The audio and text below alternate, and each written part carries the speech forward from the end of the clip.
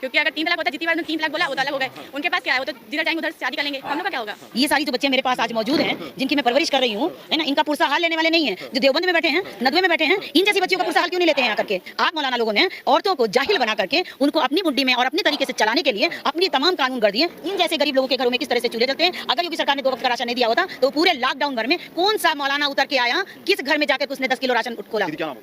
इकत परवीन नाम है मेरा। अच्छा, क्या ख्याल है जो सरकार काम कर रही है, वर्तमान सरकार जो बीजेपी सरकार है, कैसा काम कर रही है? अच्छा काम कर रही है, खासतौर से मुस्लिम वर्ग के लिए उसने बहुत बढ़िया काम किया है। बहुत सारे आवाज़ दिलाए हैं उसने, बहुत सारी समस्याओं का समाधान किया, बहुत सारी रोजगार के बहुत सारे साधन उपलब्ध किए हैं, बहुत सारी योजनाएं उपलब्ध की हैं। और किसी का सबसे बड़ी बात यह है कि किसी का माध्यम नहीं रखा है। सबसे बड़ी बात यह कि उन्होंने सीधा संपर्क जो है आवाम से किया है। मेरे यहाँ मुस्लिम बच्चियाँ पढ़ती हैं और यहाँ पर भी कुछ बच्चियाँ मौजूद हैं हमारे पास में जो यतीम हैं, जिनको यतीम बोला जाता है। जिनके आपके हम सब जानते हैं कि जिनके माँ बाप नहीं हैं वो अनाथ होते हैं, लेकिन मैं उन बच्चियों की परवरिश करती हूँ जिनके माँ बापों ने छोड़ रखा हुआ है। बाप ने तलाक दे के बीवी को अलग कर दिया, बीवी ने मजबूरी में आकर के दूसरे व्यक्ति से शादी कर ली, दूसरा व्यक्ति उस बच्ची को रखने को मंजूर नहीं है, वो दूसरी बीवी आई है वो रखने को मंजूर नहीं करती है, तो इस नाते से वो बच्ची मेरे पास रह रही है।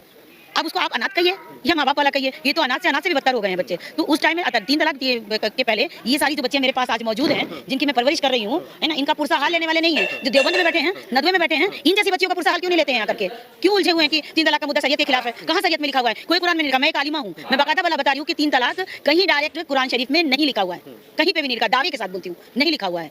और दूसरी बात यह है कि आप सल्लल्लाहु अलैहि वसल्लम ने एक बात जरूर हिदायत से बोली थी। आप सल्लल्लाहु अलैहि वसल्लम ने बोली थी कि जिस देश में रहो, जिस जगह पे रहो, जिस जमीन पे रहो, जिसकी हुकूमत में रहो, उसकी तमाम कानून और परंपराओं को, पर्वों को आपको मानना है। बाकायदा कुरान में लिखा हुआ है। इकरा बिस्मी रब्बिकल लज़ी खलक जैसी आयत उसमें पहली आयत आई है जिसमें शिक्षा का सबसे बड़ा बात लिखा हुआ है। सबसे पहले कुरान की सबसे पहली आयत में यही लिखा हुआ है कि दूर तक पढ़ाओ, जहां तक हो सके पढ़ाओ। और सबसे पहले लिखा उन्होंने कि जो है स्त्री को और पुरुष को, स्त्री और पुरुष का है, पुरुष और स्त्री नहीं कहा है, पहले स्त्री कहा है उन्होंने कि पहले स्त्री को पढ़ाओ फिर पुरुष को पढ़ाओ, क्योंकि स्त्री जननी है, वो साथ उसको तरह की अपनी कवरेज करती है, ना कि पुरुष करता है। वो घर की परवरिश करती है, ना कि पुरुष करता है। आप मौलाना लोगों ने औरतों को जाहिल बना करके उनको अपनी मुट्ठी में और अपने तरीके से चलाने के लिए अपनी तमाम कानून कर दिए। ऐसा कुछ कुरान शरीफ में नहीं लिखा हुआ है, जैसा कि देवबंद के मौलाना कहते हो, चाहे नदवे के मौलाना कहते हो, चाहे कोई भी अदरवाइज कोई मौलाना कहते हो। ना तो 3 तलाक जैसा कानून कोई कुरान शरीफ में लिखा हुआ है और ना ही ना पढ़ाने जैसा कानून कोई लिखा हुआ है। इनसे कहिए हमारा बस चले। तो मैं सारे मौलाना से ये बात बोलूं, तुम जमीन पे उतर के तुम लिखाओ, फर्श पे बैठे रहते हो, फर्श की तुमको खबर नहीं रहती है कि फर्श पे हो क्या रहा है।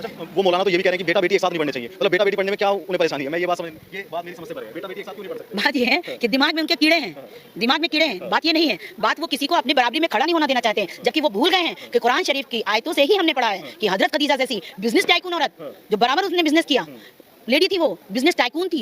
आयशा माँ जैसी बिजनेस टाइकून थी जिन्होंने पूरे मक्का में घर घर बिजनेस पहुंचाया, बुनने का काम जो उस वक्त था उसको प्रचार प्रसार किया। औरत को इतना पीछे धकेला गया इन सालों में, जो पिछली ये साल है, कई सारे साल है, ऐसा क्यों किया गया इन मौलाना? जाहिर सी बात है, अपनी हुकूमत चलाने के लिए। जब पाया तब यूज किया, जब पाया तब लत मार दिया। जब हम आपसे किसी बात का तर्क और वितर्क करने के लायक ही नहीं रह जाएंगे, तब तो जब आप जैसे पाएंगे वैसे मुट्ठी में आप बांध के रखेंगे या छोड़ देंगे, जैसे पाएंगे मोड़ देंगे। तो अपने मोड़ने और अपनी तरीके से चलाने के लिए, अपनी मुट्ठी में रखने के लिए इन्होंने इस तरह का पूरा ये कानून फैलाया। ये कानून कहीं से आया नहीं था, ना कुरान से। इन्होंने खुद से अपनी मनगढ़ंत अपनी ऐशो आराम के लिए बनाना। अभी कुछ दिन पहले एक मौलाना से कहते सुना था कि एक औरत को 4 शादियां करनी चाहिए, एक मर्द को 4 शादियां करनी चाहिए। उन्होंने औरतों को भी उकसाया हुआ है कि एक औरत को 4 शादी करनी चाहिए। भाई एक औरत को सही से एक औरत को 4 शादी करनी चाहिए, आपने सीख लिया, आपने ये बात मानते हैं कि आप सल्लल्लाहु अलैहि वसल्लम ने किया, लेकिन किससे किया ये भी तो समझो। आप करना चाहते हो तो उन बेवाओं से करो, उन यतीमों से करो, उन ऐसी औरतों से करो जो बेचारी बेसहारा है, उनसे करो। आप तो कमसिन ढूंढते हो, आप सुविधा नहीं देते हो, आप अपनी लिए सुविधा ढूंढते हो। मेरे पास हर उनके प्रैक्टिकल, मैं प्रैक्टिकल औरत हूँ, मैं निकट परवीन मुस्लिम राष्ट्रीय मंच की संयोजिका, जामिया मारिया लिल बनाती की फाउंडर। मैं चैलेंज के साथ कहती हूँ, मेरे साथ उनके हर जवाब का प्रैक्टिकल जवाब मौजूद है।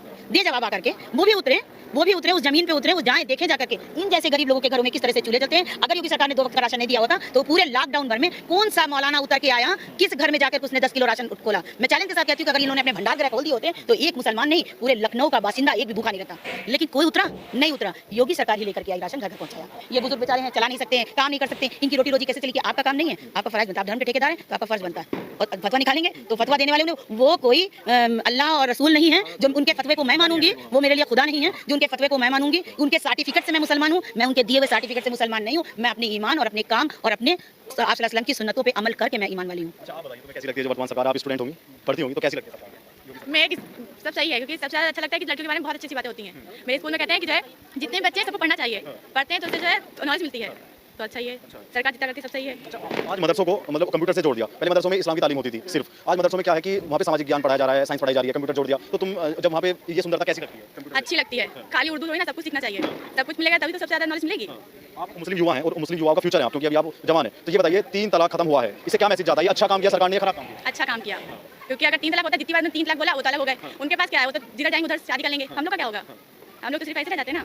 जो लोग इसे इस्लाम के साथ छेड़छाड़ बताते हैं, जैसे कि सपा के राष्ट्रीय अध्यक्ष हैं अखिलेश, कहते हैं कि ये इस्लाम के साथ छेड़छाड़ कर दी, ये छेड़छाड़ है। नहीं, छेड़छाड़ नहीं है, बहुत अच्छा फैसला है। अच्छा ये बताइए सुरक्षा कितनी है आपकी? अगर आप रात को आज घर से 9 बजे निकलते हैं तो कितनी सुरक्षा है? बहुत सुरक्षा है, क्योंकि अब तो और भी ज़्यादा आ गई, क्योंकि रात ड्यूटी दिखाते हैं कि 112 नंबर लगाओ तो आपके पास तुरंत सुविधा पहुंचती है, तो सुविधा ज़्यादा अच्छी हो गई है पहले से। राशन वासन की सुविधा, गैस सिलेंडर या आवास की कुछ सुविधा मिली है इस सरकार में या नहीं? हाँ, गैस की मिली है, राशन तो हर महीने 2 बार मिलता है, सारी सुविधा अच्छी है। कुछ लोग कहते हैं कि मतलब मुस्लिमों के हितों की सरकार नहीं है, मतलब मुस्लिमों को परेशान करती है। आप कितना परेशान है इस सरकार में? ये मतलब ऐसा होता है कि जो सुविधा हिंदुओं के घर पहुंचती है आपके घर में? नहीं, ये नहीं पता, क्योंकि हमको तो जो मिलता है हमको सब मिलता है। मेरा नाम अरीना है और यहाँ पे मुझे सब आस्था बुलाते हैं।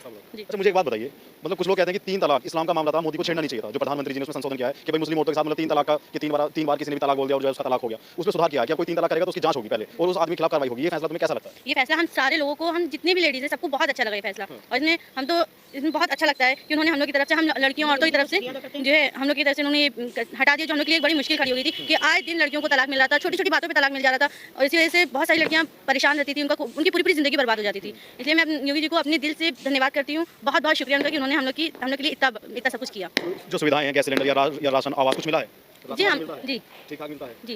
उसकी तरफ से समस्या तो नहीं है कोटेदारी? नहीं, हम तो नहीं लेते हैं, आप लोग लेते हैं। अच्छा आप बताइए, आपको राशन वासन सब मिलता है सरकार? हाँ बिल्कुल मिलता है। कैसी लगती है योगी सरकार? नहीं मतलब हर चीज़ में तो अच्छी है, ऐसी कोई मतलब हम लोगों के लिए समस्या नहीं खराब आई है, ठीक है। और फिर मतलब जो आ रहे हैं सब, जो आवत है दुनिया पर, जो मतलब कोई प्रधानमंत्री बैठे कुछ ना कुछ तो खराबी होती है कि नहीं होती, मतलब उनके में है नहीं, हर कोई में यहाँ होती, पूरी अच्छाई कोई में है नहीं, लेकिन जो मतलब सुविधा चली तो सबका मिली, पूरी पब्लिक का मिली। राशन 1 महीने में 2 मरतबा मिला, सिलेंडर वो मिला सबका मिला।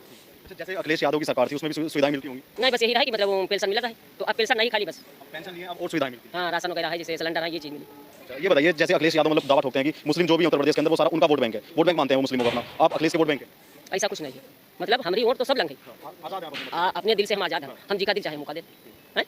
आप लोग इतनी है, ये बताइए 3 तलाक का कोई मुद्दा आपके सामने आज तक हुआ हो? और अच्छा अब जैसे पहले 3 तलाक का जो हुआ है तो मतलब तो लड़कियां ने तो जिंदगी सुधारने के लिए हुआ है, या बूढ़ी हो या जवान हो, लेकिन है तो औरतों के लिए सुधारने के लिए।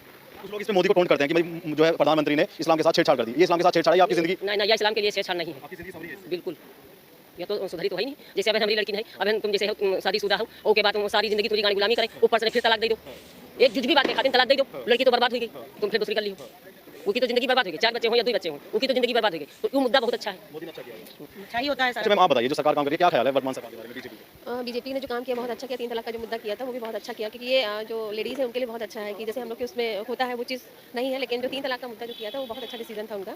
और ये होना भी चाहिए कि ज़रा छोटी छोटी बात है, मुस्लिम को राइट मतलब जो मेल्स उनको राइट दिया जाता है, लेडीज़ के पास राइट नहीं, तो लेडीज़ के पास ये राइट होना चाहिए कि उस चीज़ को वो अपने हिसाब से मतलब चीज़ें, क्योंकि अगर हस्बैंड वाइफ का रिलेशन होता है तो दोनों की सहमति से होता है, लेकिन यहाँ पे लेडीज़ पे कोई राइट ही नहीं दिया कि जैसा जन चाहेगा वैसा करेगा, तो यही गलत चीज़ है। और आने वाली पीढ़ियों में इस चीज़ का आगे भी होना चाहिए, वो बहुत इंपॉर्टेंट है। देखिए मैम, देवबंद उलेमाए हिंद एक बहुत बड़ा मदरसा है वहाँ पे देवबंद में, सारा वहाँ के एक मौलाना है मदनी, बहुत अच्छे मौलाना, मतलब बहुत इस्लाम ने बहुत बड़े मौलाना मानते हैं, वो कह रहे हैं कि इस्लाम के साथ छेड़छाड़ है। नहीं, ये सब कोई इस्लाम के साथ छेड़छाड़ नहीं है, ये चीज़ नहीं है, ये तो वहाँ पे पुरुष प्रधानता कहनी चाहिए कि वो उनके खिलाफ जा रहा है इसलिए वो इस चीज़ को वो कर रहे हैं, लेकिन ऐसा नहीं है। अगर आप सही तरीके से जाए तो 3 तलाक का मुद्दा जो उठा था वो बिल्कुल सही था। मेरा मानना तो है कि वो लेडीज़ के फेवर में जा रहा है, क्योंकि वो उनके फेवर में नहीं जा रही, इसलिए उन्होंने ऐसा कहा।